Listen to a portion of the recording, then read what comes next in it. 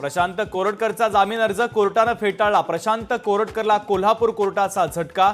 महापुरुषांच्या अवमान प्रकरणी कोरटकरचा कोठडीतील मुक्काम वाढला। कृषी केंद्राची कंत्राट अप्रत्यक्षपणे कृषी अधिकाऱ्यांकडेच। किरण जाधव हा कृषी आयुक्तालयातील आका। सुरेश धस यांचे कृषी विभागावर गंभीर आरोप। राजेंद्र घनवटकडून बीडमधील अनेक शेतकऱ्यांची फसवणूक आणि छळ। अंजली दमान यांचा आरोप, तर चौकशी करून गुन्हा दाखल करण्याची मुख्यमंत्र्यांसह महसूल मंत्र्यांकडे मागणी। निवडणूक आयोगाच्या आशीर्वादाने स्थापन झालेल्या महायुती सरकारचे नाव एप्रिल फूल सरकार ठेवलं पाहिजे। आदित्य ठाकरेंचा हल्लाबोल।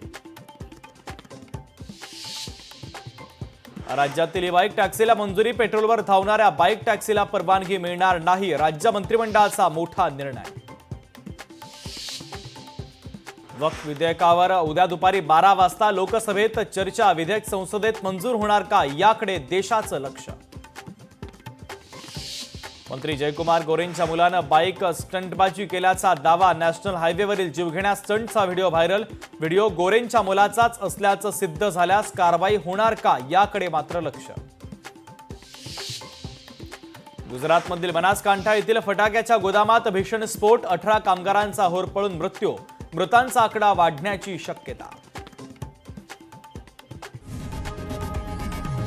लोकशाही मराठी ऐका, पहा, जागरूक रहा।